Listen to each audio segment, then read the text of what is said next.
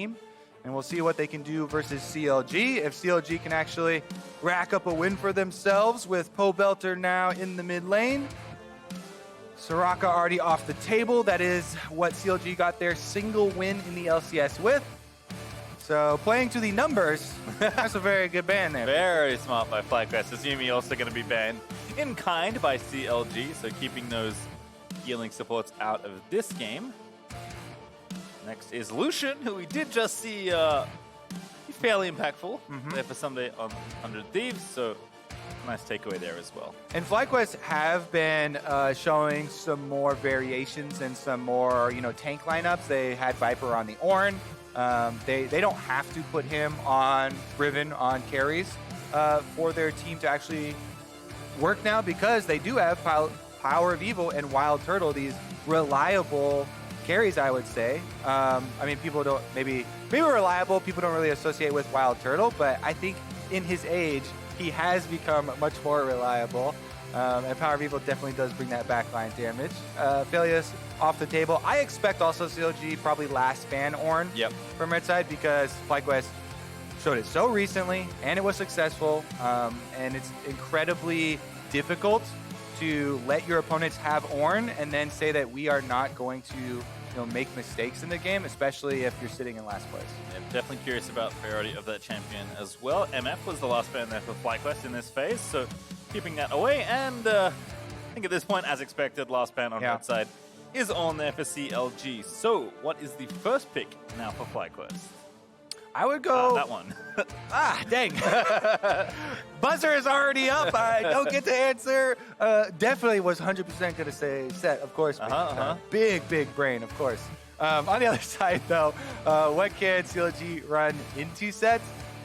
People have tried a couple different things. Since Set has actually gotten the hot fix to take him down a little bit in power, I feel a bit more comfortable giving him over. One of the biggest ones has been Aatrox. Now, a lot of pros have been pretty outspoken about how Aatrox, with the extra reach that you have, and with your options later in the game, it does feel like Aatrox is so much better of an all-around champion, and especially gives you a lot of control and agency, and that is something that I highly value for top laners. I think Set is a little bit more constricted in what you're going to do, both for yourself inside lanes, but also what you're going to do for the team. So you really have to draft around it. And I do like pairing it with hover over there of Jarvan. I like the Jarvan more than the Rek'Sai personally, because it does give you the jump in, initiation, group up for a team fight. But FlyQuest opt to grab their Zyrakan duo for the bottom lane now, to give them that reliability. And like we were talking about earlier, stats for Ignar. Once again, Turtle is going to force him to repeat a champion here. Rakan. I do think he looks really good on it, though. It gives them that split-second initiation, and you do need that surprise factor when you have Set. It's one of those things I'm kind of alluding to with the Jarvan hover. You need somebody else who's got some really good very good split-second initiation. Rakan also brings that here, so like the pairing for FlyQuest. Meanwhile, CLG going to go with the tanky standard one in Sejuani for your front line. Yeah, have to agree, though. Ever since kind of the world learned about Ignar, when he was on Misfits, during that pretty legendary run from that team, he's just known for proactive champions, right? As long as he can make a play happen with the champion he has, you're generally pretty comfy giving him just about anything. Sejuani, though, last pick of the phase for CLG, and Rumble already out of there. Don't want to give that one over to Power of Evil. Sejuani here, very good long-range pick possibilities. One of the reasons it's taken so often in Pro, when she even gets a slight buff for solo queue, her win rate's not that great, but the long-range engage and also having a dash cannot be underestimated. It's so important for professional play to be able to have options when smaller objectives are coming up and be able to have that mobility.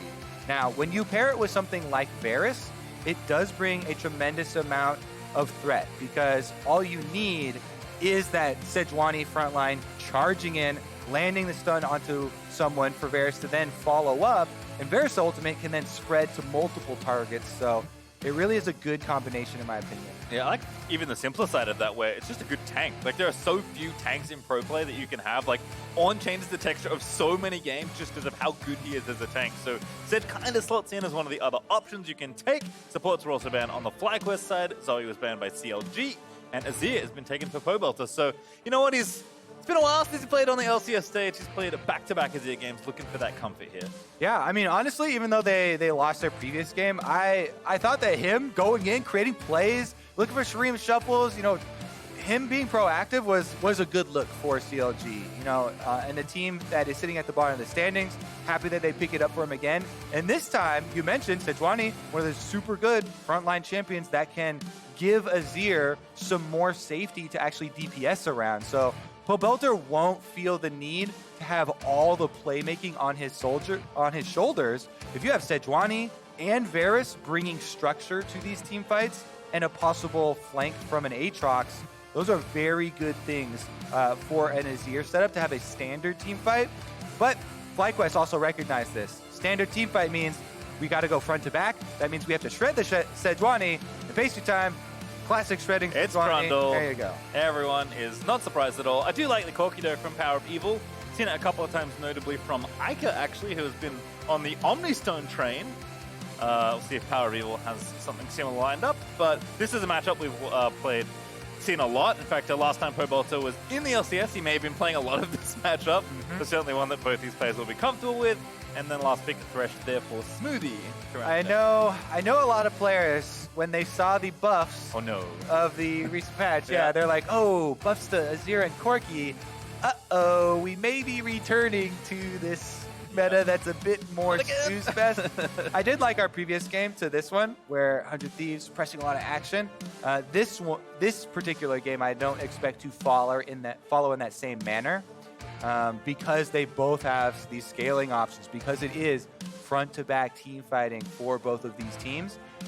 This will probably be one of those longer ones where we have more time to go into setups for the team fights and looking forward in the game. Tells you a lot about mid laners, though, I feel like. Where like Azir Cork is like, oh, I don't know if I want to go back there, but they'll play Syndra Orianna every day for 5 years. So doesn't take much, but certainly a classic matchup there in mid. And curious to see how Pobelter can do with his second LCS appearance of this split, up against someone that's been performing exceptionally well on the other side there for FlyQuest, who is still our second place team, Kobe. Do not forget. Looking to create some distance with all the teams below them. Create some distance, plant some trees, all in the day of a successful FlyQuest team. Let's see how things shake out. As you said, might be a bit more of a slow-burning game, but I think CLG, especially at this juncture, you know, moving a new mid lane into the role, just wants to play very safe standard League of Legends. Because when things get out of hand, you have to think they'll fall apart pretty quickly. All right. Since it's the beginning of the game and you get a lot of time, I like to also point out possible synergies that you can, you know, use with your friend when you're queuing up solo queue and stuff like that. I also like to point out wagging dog booties. Power of Evil strutting his way down mid lane. Pobelter also has not lost his style. One that's super interesting to me is whenever you can try and use the enemy champions against them. So you have to be very careful when you're playing against Trundle and a set, because Santorin will always have his eyes on Wiggly and Smoothie. If they proc Aftershock, or even if they don't and they're in a bad position, you get Trundle ulted that will shred your resistances, and then Set can ult you back into your backline, dealing a big amount of damage and shredding everybody and slowing everybody. And since the Sejuani or the Thresh will already have the Trundle ultimate on them, it makes it so you get this really good grouping of, you know, pile on for AoE damage, and you can set your own team up for wombo combo. So it makes the front lines now have to pay a lot more positioning to attention to their positioning so that they don't set up their own back lines for devastation. I like it, very creative. But before we go any further, Latigrus is standing by, one of the coaches of FlyQuest. Yeah, after officially clenching that #2 spot yesterday, we had to get some words directly from you. First of all, general thought, Set, Xayah, Rakan, often picked early, not just today, but recently. Why is that? I think it's just a really strong combo for us. and it's something that is consistently winning us games, so we're just going to keep picking it. And why do you feel that Ignar has been performing not just on this pick, but in general? I think Ignar is just a good player, so that's why he's going to be performing well on any pick. Last thing for you, talking about other good players, you have the jungle and mid lane synergy that's been building so far throughout the split. With Corki and Trundle, what does that have to offer? Corki and Trundle, it's not really like a combo by itself, but it's more of what they picked and what we can do with against their picks. So I think we have a lot of options there as well. Well, I'm ready to see what options play out in this game, so let's hop back to it. And let's catch back up on a follow-up question with the Corki and the Trundle. Early gank from Santorin. Level 2 comes in, gets the flash off of Pobelter with just the pillar placement there. You like to see that. Effective Trundle gank early on from the pillar. Yep. And pillar also is a good tool for setting up hitting skill shots. So, later on, Corki can also land the R poke a bit easier. It's a very efficient use of Trundle there, just walking in and eating the lane. As we have a look down here in bottom side, I have to think the more aggressive lane is the Varus and the Thresh, and 6A and Smoothie certainly making their presence known down here in the 2v2. So I don't play a lot of support, but I do like this matchup because as the Thresh, I feel like I have a lot of options in interrupting the Rakan and punishing the Rakan.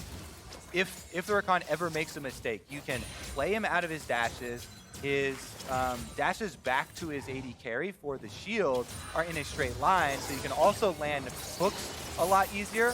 I'm not very good at landing hooks on moving targets that are just trying to dodge, but if you know they're going in a straight line back to one of their allies, it makes it a lot easier.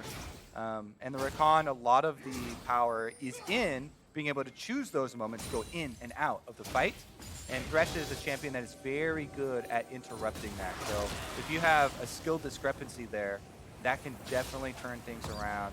Play is so good at trying to stifle those plays. Seems like Pobelter has not been deterred from the early Trundle pillar that cost him his flash. Still pushing Power of Evil in here. Again, seen a lot of this lane in the past. There should be mostly just farming happening here. As we'll check in with top lane instead. Viper going to get chained up by Ruin. Haymakers forward to prevent the incoming Q3 damage from the Aatrox. But again, Ruin has played so much Aatrox already. Clearly very comfortable on the champion. Going to try and play as aggressively as he can without overextending his boundaries. I think we might have a setup, possibly bottom lane. Both junglers clearing top to bottom, so ending up down here. And both supports are good at setting up plays.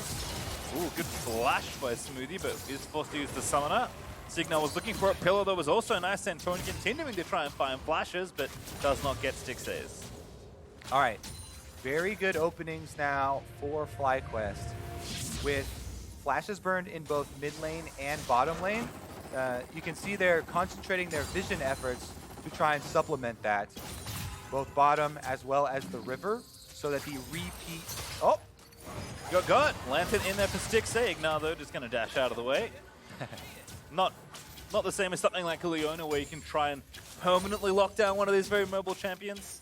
So, it kind of right there is a possibility of illustrating what I was talking about earlier, where if Thresh gets the hook on you in this case for the Rakan, if Smoothie holds his flay until Ignar starts his dash back, then you can interrupt it there. If you flay first for the slow and is your normal reaction, right? It's kind of muscle memory. Oh, I caught someone. Let's play them in further. Then the Rakan can actually dash back out.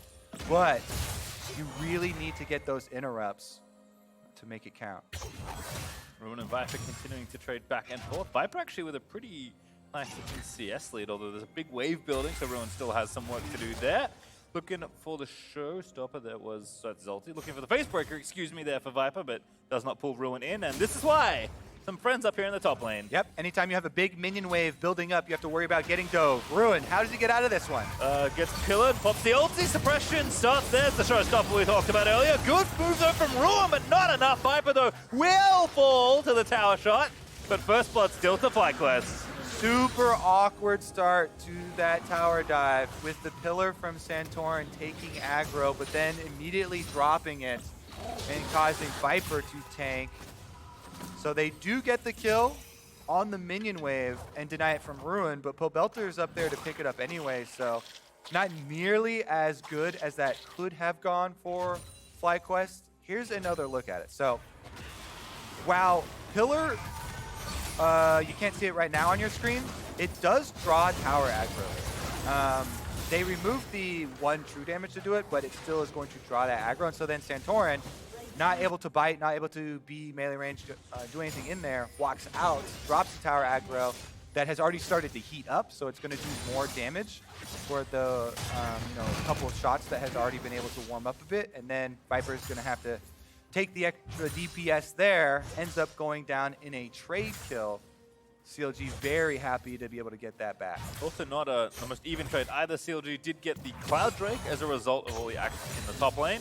So I like the look there from FlyQuest to, again, use the wave that Viper's built to play aggressively with their mid and jungle to run up there, because mid lane itself isn't going to have too much happening other than farming. But CLG do respond effectively, and Ruin is happy to get the trade there and not really fall behind in the 1v1. All right, and since they got the dragon very easily here for CLG, they can turn their eyes towards the rift-hailed side of the map. 8 minutes already up. And then FlyQuest looking for a opposite side invade here. You can see on your screen in the mini-map the mid lane here combining with Santorin to steal away the blue buff from Pobelter. Definitely worth denying, but there is a counter on the other half of the map right now as Wiggly wants to try and secure the FlyQuest side. I think that they should be able to do it in time. The difficult part would be handing it off to Pobelter in a similar fashion. I think that Wiggly would just have to take it for himself. And they're even too scared, they run off, seeing Trundle run through mid lane. Yep, Viper also running down there to get the info and find out that was indeed the play they were looking for. Now Pobelter has kind of pushed the wave and can maybe move over, but seems like the timing window has already closed. So Wiggly instead going to look mid here.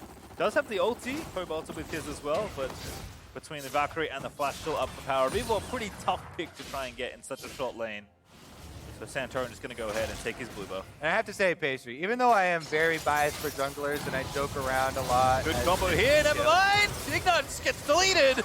Smoothie able to pick up credit for that one, but here comes Viper, showstoppers in, smacks Smoothie around. He's looking to try and get them both! What a stun, max range on the facebreaker, and then the haymaker follows up, and that's just so clean from Viper. Really good teleport and execution of the ensuing fight there from Viper. CLG had a really good pick and deserved credit there for the kill onto Ignar, but FlyQuest answers back, and it will result in another neutral objective here for CLG. Because Viper had to leave the top side with the teleport, leaves Rift Herald wide open, as well as allowing Ruin to push the minion wave into the tower, deny the extra wave of CS. Yep, gonna go back and spend the gold that he's built up from that play, but this just started so well for CLG. Yeah, keep your eyes on Smoothie here. Walks into the brush. Make sure that Ignar will not have vision of him starting the hook. Gets the full 100-0 there. Stixxay immediately followed up with the Varus ultimate, and with Ignite on him, they just burst him down. Then, it was also good use there of the Lantern, but Viper, even better usage there. Able to ult Smoothie over to the side, and then get him still just in the range for the stun, getting one champion on both sides to allow the double kill. So as far as gold in the top lane goes as a result, Viper now up about 500 up that little play. As you mentioned though, Ruin did push a wave and get some tower plates, so staying pretty even in the 1v1. And overall for a team, CLG consistently getting the objective afterwards, right? You mentioned the Dragon before, Rift Herald this time. Pobelter's actually the one that gets to pick it up. So he should be able to cash in. He can basically get guaranteed gold off of this Rift Herald, get some plates for himself. Ignar now level 6, did not have that in the earlier engagement. So looking mid here alongside Santorin, and as you mentioned, the lowest duo procs in the league, which means Ignar is roaming a lot, but continuing to leave the bot lane when he can. Now going to face check Wiggly, but W, and he's away to safety on top of Santorin. And 10 seconds until this Mountain Drake is up, which is why the teams are fighting for vision in the area, but the early crab does go over to CLG. All right, Dragon arrival is imminent. And even though they have the Scuttle Crab, CLG, well, Hook's gonna miss. Ignar now maybe try and bait them in. Pop the ulti, look at him go! Gets a knock up there in the backline. It's Wiggly, still pretty tanky, and they just can't really get through that. Santorin will fall. Now the TP in this time from Pobelta will turn the tides of battle. Great lockdown there from CLG. And with the teleport coming through from Power of Evil, he does make it there, but the kill has already been had, and that means objective will also be had by CLG. Stacking up now, 2 dragons is starting to get a bit ominous for FlyQuest. They didn't even have to use their top lane advantage, by the way. I was about to set up, okay, Ruin has options here. Ruin was fighting hand-to-hand with Viper, so he could not get away from Viper and would have to worry about the interrupt. Doesn't have to even start channeling his teleport there. So CLG hold on to a teleport advantage with the mid lane teleports coming through. So Hook does miss. He does get a play here, but then it's the Varus ultimate onto Santorin into the Sejuani full combo to get the burst damage. And with both mid laners coming through, CLG able to pick up the dragon afterwards, as you know. Yep, neither Marksman, neither Power Eagle or Turtle could really get in to hit the support that was the most vulnerable target in that spot. Instead, it's CLG that continue to pick up objectives and kills in this game. Pobelta still holding on to the Herald. Will have to drop it fairly soon as the timer is getting a little low. Still has 40 seconds to get that plate money. So. And again, they increase the range, so you don't actually have to expose yourself. You used to have to huddle like around here to get in range of the gold for the turret plate, but he can walk a decent range away now and not expose himself. He's actually called the team anyway, so they will usher it up. Look at this Aatrox flank too. Possibility here. Power of Evil not going to get knocked up there by the Aatrox Q. Pobelta though playing in a little bit more to collect a final bit of plate gold in the mid lane. As now CLG will back off. That was more than enough they needed. They could get off that Herald. As Pobelta roaming around, but looks like he will go back to mid after placing a ward. Stixay also continuing to push in, and CLG across the board. Gold is even, but they're feeling pretty good. Getting that plate money, weakening the tower in mid, which is always the one teams want to take first if you can, and more importantly, those 2 Drakes starting to snowball that lead for them as well. Exactly, especially considering the matchup with the 2 team compositions here. Both of them looking front to back. A little bit of an option for creativity on the engage from FlyQuest. Mainly you would look at the Rakan and the set and trying to break the formation of CLG. But with CLG's early lead here, that becomes so difficult. Thresh can reposition people. Azir is very good at helping defend the Varus and backline as well. You kind of get 2 for 1 in that ultimate, and scales very well as far as DPS output right alongside the Corki. So CLG very happy with where the cards lie in the early game, even though the gold is so close. Diving coming, what a play! They're in onto the Xayah Turtle. Can't use Splash or ulti. They're just laid the CC perfectly. Wiggly getting low, forced to flash out from under the tower. Stixay though, getting the tower shots heated up. Then Torin able to slap him down with one final bite. So it will be a trade. Yeah, MVP tower right there. Stixay does not want to burn his flash. Was not expecting the extra damage from the tower shot and the flash bite from Trundle. So Stixay goes down, and that is going to be a trade. In the end, though, still with the goal at this point, I think they feel quite good about it. FlyQuest, though, as we said, they have a lot of options as far as creativity with the way that they engage and the way that they look for these flanks later on in the game. Certainly can't ignore the mid lane for too much longer, but we'll watch this one again. This was exceptionally well played by CLG. All right, so they clear the ward, they come around, Wiggly comes in, sliding through, lands the ultimate, and they chain the ultimate right into the death sentence from Smoothie. Perfect overlapping there. Then Stixay slowed up by the Trundle Pillar, then flashed on and chopped to death. Flash smite by Santorin, able to pick up his 2nd kill actually of the game. As Power of Evil has returned to mid lane with both blue buff and the package. He's actually looking good on early itemization. Triforce and BF already done, so the fight is on for the Rift Herald.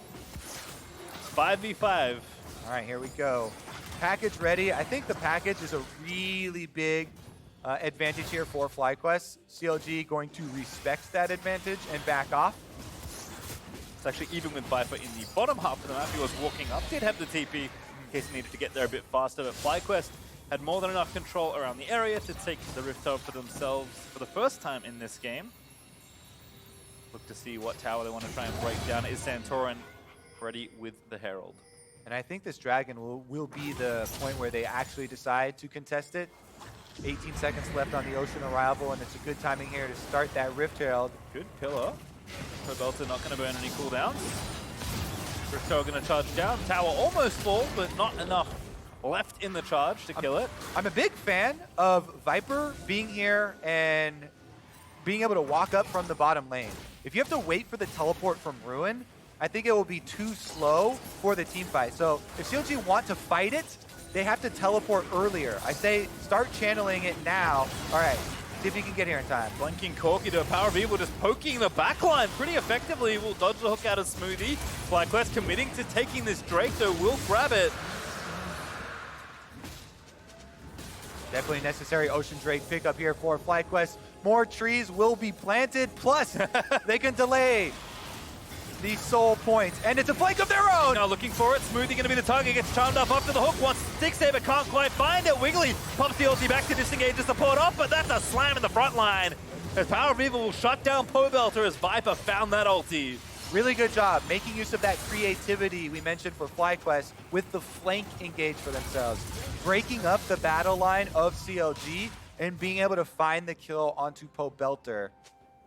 FlyQuest coming back nicely here with the Ocean Drake pickup right into another kill. Even though they lose out on the tower first and the objective is down, you see on the top of your screen, Ignar threatening the backline, forcing this split here. Wiggly even throws the Sejuani ultimate backwards, and they completely distract and dissect CLG, pulling everyone away from Pobelter so that Pobelter has no more defenses to rely on. And FlyQuest are able to take down the Azir, take down the heart of the squad. Yeah, you mentioned it that, you can try and play Rakan out of his potential engage or disengage, but that was a beautiful sidestep by Ignar to make sure it could reach the backline and cause enough of a distraction for FlyQuest to not even trade mid tower yet, actually. They're still up 1,000 gold, and it's a very easy tower for them to take in mid. Yep. And the later the game goes, the more weight I put on the Trundle counter into Sejuani, because Trundle himself builds tank and gets more tankiness, and will be able to also steal more from Sejuani. And you get, the longer the duration, the more value you can get out of it, and the pillar should be able to create more space as well for the poke damage to come through and set up more possible flanks and possibilities for FlyQuest dissecting CLG once again. We've also had some pretty major item completions on the FlyQuest side as well. Viper has finally finished his Trinity Force, took a stop at those Ninja Tabai and the Bramble Vest early on to try and weather the matchup, but Power of Evil has gone straight for Infinity Edge second, so already very powerful, and Corki continues to grow in strength as he gets more and more items. So even though Pobelter had a good run in the early lane and is still keeping very competitive in CS, Corki's going to become a real problem once that third item rolls around. Well, let me tell you, Viper might have some problems right now if they're looking for a dive. Let's just take the tower instead. Smoothie's also here to lead Stixie in. Viper's like, can you get out of my lane? Showstopper's the tower taker out of the way, but going to get ulted by Wiggly as a result. He's actually living for a lot longer than I thought, but the Haymaker cooldown is now off, and that will be the tower for CLG. Woo! I was watching the minimap too. Pobelter teleporting up. Power of Evil is trying to walk over and dish some damage out as he arrives. But FlyQuest, they do lose Viper here and are trying to make a counterattack. Their top turret in the end does go down, opening up some more space here. In the end, this little skirmish doesn't mean a whole lot as far as the overall picture of how they're going to play the game anyway. And it's just these low health outer turrets going down, traded from both sides. And if you like the top lane matchup, it's been pretty fun so far. A reminder that Soaz will be joining a State Farm analyst desk after this game, perhaps with some insight onto the Set versus Aatrox matchup. But in the meantime, we have mentioned that it hasn't been quite the same vintage Power of Evil as it maybe has been in previous splits. That is not true this game. He is really just taking as many resources as he can because he should. He is expected to carry this game with the amount of farm and with the champion that has been picked for him. Corki and Azir, baby. Both of them scaling to be massive late game DPS output. FlyQuest also aware of the next Drake that's coming up. It'll be that next Ocean in under a minute at this point. So Wiggly can look for his own engage. Onto Wild totally goes. Featherstorm is good. Santorin in the front lines. Ignar again looking for that flank. Into stasis goes Santorin. Ignar still trying to find it, but the ulti wears off. Go more quickness. Ruin now with a flank on the turtle. Is he just getting harassed by every member of CLG? No one fell just yet, but a lot of cooldowns burnt here as it's CLG currently barreling down mid. And Viper had to walk his way over, so that was a numbers advantage for them. Here we go, powering down mid lane. They still have a couple of minions, but Power of Evil is able to pelt them with enough poke. And he dissuades CLG from forcing too hard on the tower. And now CLG are on the wrong side with his Drake, so they're going to have to fight for it. Viper into the team, we go! 3-man showstopper! Gets the Haymaker out as well. He's just tanking so much damage. Does fall finally to Stixace. Pobelta kicks them out, but PoE and Santorin, they found the flank. That's a double kill there for the Corki. A worthy sacrifice there for Viper. 2 for 1 in favor of Fly. Yeah, very good surprise move here. On the control ward, Viper's able to sit there and get the Dream initiation for the team. Then you have the Rakan going in afterwards. So after everyone spreads off of the Viper ultimates, it's a lockdown here from Ignar. Sets them up once again. Pobelter goes down. And that is going to be Ocean Dragon number 2. We might get maximum Ocean Dragons here. Here's another look. So Viper on the control ward is key. The hook goes out. It causes everybody to spread. And then you see them try and burn down the set. He does get his Haymaker off before he goes down. And with the backline together, on your screen right here, that was the Varus and the Azir right next to each other. So Ignar sees it. He goes straight for the Dream initiation onto the 2 priority targets. And that's why you see them get a big sweeping victory in the team fight and the big damage difference between Corki and Azir. Because Ignar had a great follow-up there on the initial play from Viper. It's the usual mid-support interaction. Support does all the work, mid laner takes all the credit, Power of Evil swoops in, deals the damage, and that's the third item we were alluding to as well. Rapid Fire Cannon now finished, so Corki, without even upgraded boots just yet, is extremely strong at this stage of the game, and he's worth a lot of extra gold too. Power of Evil will have to protect his lead. He's worth 700 bonus doubloons. But it doesn't look like he's slowing down. 2 levels ahead of Ruin, and yeah, just going to force him completely out of this side lane.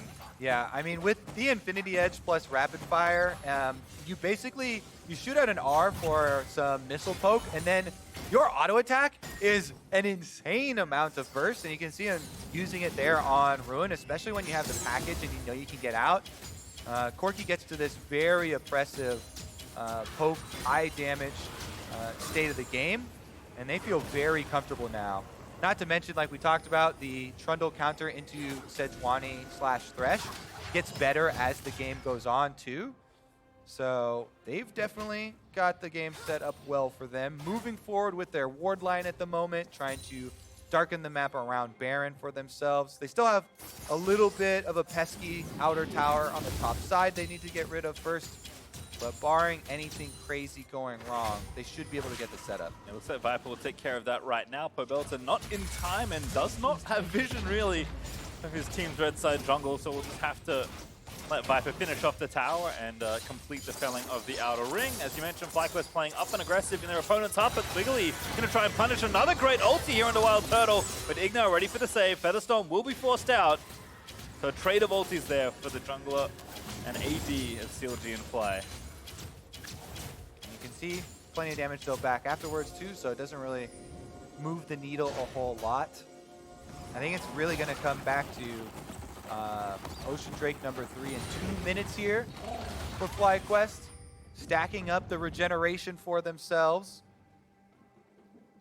See what they can actually do. That Scuttle Crab, they're actually leaving it on the map so that maybe they can take it later to have the vision and speed boost available during the dragon fight.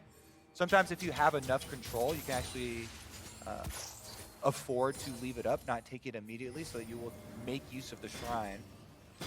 Game is also fairly close. It's only 2,500 ahead here for CLG with the Drakes being even. So FlyQuest know that they still have work to do despite how strong this Corki is right now. Can't make missteps against the likes of this Azir, Varus, all the engage that CLG can potentially have around these objectives. So both teams, I think, playing cautiously around the upcoming Baron and Drakes. But a minute 25 until we decide who will be the first team to be on soul point. So, if I had to guess right now, I would say that it is FlyQuest, because FlyQuest should be able to get this set up. In addition, Yep. they have 2 stone plates already for these team fights on their front line. And stone plates are such a massive difference in especially these mid-game team fights in the durability and the amount of time that you can buy for your DPS for the backline. If these fights are going with the front-to-back facing team fights, and you're the team with the trundle. They already have the setup work that we're mentioning with these wards through the blue side jungle. So it should be a pretty easy objective for them to secure. Power People also, talked about him a lot. He has been sticking in this side lane for a long time. He has 2,500 unspent gold, and FlyQuest are still staying out on the map to contest for this next objective. I don't know how he's fit all the gold into that plane. But Power People, level 17, he has almost 3,000 gold clear of Pobelta, and Pobelta has not had a bad game. It is just that Power People has been stuck so long, hoovering up resources and knocking down towers. And Ignar now with a big old flank. Yeah, they've got such good vision control leading up to the dragon here, threatening those possible engages, and CLG unable to mount their counter. He's going to lose this Drake by the looks of things. Viper is around the Baron pit, but he will recall the Santorin also just moving up there. The rest of FlyQuest know the Power Beaver's got the Drake. Don't have to worry about that. So they'll let him solo it down. He will do so, collect his extra 25 gold, and now it's time for him to go back and spend some money. But there may be a Baron fight happening swiftly. Instead, it is the recall back for CLG, which may give Fly a window to get onto this Baron. They'll at least clear the vision as Ignar will slap down the control ward outside the pit. Yeah, they're toying with the idea there of trying to trade objectives, maybe sneak in there for the Baron. But as soon as they found that ward from FlyQuest, they knew it would be way too risky. You group up at that point with in Baron pit, you are going to be doomed because that sets you up for that set Rakan combination we talked about. Maybe they can find a pick though. Viper gonna get snagged up here by the hook. Chain CC is coming in. Haymaker cannot get pressed. He got CC the whole time, I believe. So Smoothie gonna get kill credit number 4, actually. All right, Pastry, you gotta force it ahead now for Counter Logic Gaming. FlyQuest looking to counter. I think they might want to turn. Power People is unbelievably powerful at this point. They gotta be careful. Again, Stick say goodbye. 30% health bar. Ignar straight in there. Power People to pack it over the wall. Looks for Stick but doesn't find it. But Wiggly getting Trento down. He's dead. That's an easy double. It's Pobelta trying to get him in there. But it could be the Penta. There's the double, the triple. There's the quadra. And that's gonna be it. Power of Evil gets it stolen by Wild Turtle. Turtle, you so much. All right, he died, so he had to take it. Power of Evil could not do it all. But a 4v5 for FlyQuest. That Corky package, oh my goodness. Power of Evil just went off, Pastry. Ults right into the team. He also set up that engage with this big crit onto Stixay. He fires the poke through. Ignar's eyes get big as soon as Power of Evil lands that crit onto Stixay. They get the big chunk out of the backline, and you'll just see Ignar make a beeline straight for Stixay. So, the Pillar Trundle we talked about, setting up that Corky damage, it's already a Varus at 50%. They go straight in. Power of Evil jumps over the wall there. 6A burns down. He decimates them from the backside over that wall, and then is able to flash away from the re-engage as well. In the end, Ruin finds the kill, so he's unable to pick up the extra ones and finish it for the team, but FlyQuest. Oh my goodness! That's some heavy lifting right there. Big bagel there for Viper. He was not present for that fight, but over 9,000 damage for Power of Evil, who is unsurprisingly the first to level 18 in this game. The newest members of FlyQuest dramatically overperforming so far this split. Ignar and Power of Evil have just made CLG's life miserable this game. Wow, FlyQuest made some very admirable upgrades to the team that are really showing some dividends on stage. They start to come together now. Baron buff should mean that they can easily push out the side lane. As you can see already, they've got Viper trying to get the top wave in position while the rest of the team grouping up here on mid, trying to knock on the inhibitor turret doors. Yeah, Power of Evil, unfortunately for him, cannot go side lane right now because he did not receive the Baron after copping a death from Ruin, but should still be more than enough to threaten these inhibitor towers. Power of Evil just throwing poke to the wind. Yeah. I mean, if you're going to go front to back, what do you do about trying to kill these stone plate frontline champions on the side of FlyQuest? Meanwhile, they can shred your resistances of your Sejuani, and then your Aatrox has Death's Dance and like these semi-offensive items. We see him consistently get poked down and chunked by the Corki, so there's just so much more 5-on-5 power from FlyQuest that they can use this Baron buff in all 3 lanes. I also appreciate how responsible Power of Evil is being. He went QSS as his next item just to make sure that nothing bad happens. Ignar, though, not so lucky, but he's just going to turn around for an engage, perhaps. Will fall, but the stopwatch will buy a little bit more time. Pobelta may have found the play on the Power of Evil. He will fall down, and it's Pee-wee coming up big. Pee-wee, sorry. Yeah, big pick there from Smoothie. Lands the hook onto Ignar. They get the initial kill, and then Pobelter sweeps in Pastry. They take down Power of Evil. This is an opening created right before the Ocean Soul was about to go to FlyQuest. Thankfully for them, Power of Evil does have teleport. I'll have to look at the death timer once again to see how it exactly matches up with the Dragon Spawn, but Smoothie, he gets the hook as Ignar was trying to retreat in a straight line, and Pobelter sweeps in the Corki. They take down the biggest DPS output, and those are the plays that CLG needs to get back into it, but still not there, by the way. Showstopper from Viper under Pobelta, going to be repaid in kind, as in a 1v3, Eugene just overextended in that side lane. And you don't have to check that death timer because there's plenty of time left on the kill on Pobelter to ensure that it will indeed be FlyQuest with the numbers advantage for Ocean Drake. Soul point here. Without the DPS of Azir, that's gotta be a FlyQuest objective. And they are so happy about that one. Just when CLG were starting to get a little bit of hope there. You know, they make the pick on the side, they put a stop to the Baron pushing, setting up for a denial of the soul because PoE would still be dead for a few more seconds upon arrival. But you give some, you take some. Pobelter going down. That means FlyQuest looking very good now. Yep. Had the package as well for Power of Evil, so was able to make it out to the Drake if needed, but instead stopped by mid lane for a bit of extra farm because he was not needed with Azir still down. So now CLG will have to defend an even stronger FlyQuest, if that were possible, after the advantage they've built all game long. Still, CLG doing a nice job of staying proactive in this game. I like that they are going for plays, but this is a difficult situation for any team to find their way out of, and FlyQuest should be commended for how well they've played this game. All right, and how they should finish out this game. They do have to be wary of those picks once again, because that's what CLG has to look for. But you can already tell, top side, Power of Evil, very strong, getting his top wave, minion wave pushed up, allowing the rest of the team to work on the other half of the map. If you look at bottom, the inhibitor turret is already dead, so it is an open and exposed inhibitor. Very easy for them with the extra power that they have to try and force on that point.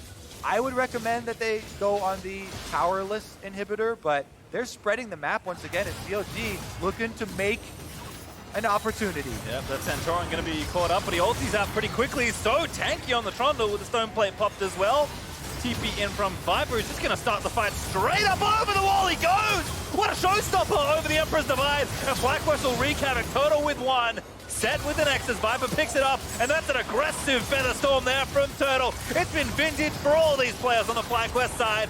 Make it 4 deaths for CLG as FlyQuest will charge in to end this game. FlyQuest with the Ocean Dragon, extra trees for themselves. Gonna be another victory here and looking good. Power of Evil, definitely deserving of some praise. Big damage carry. The tough ass that they're going to try and keep it close to Cloud9. Going to pick up win at number 7, stay in second, and take down CLG.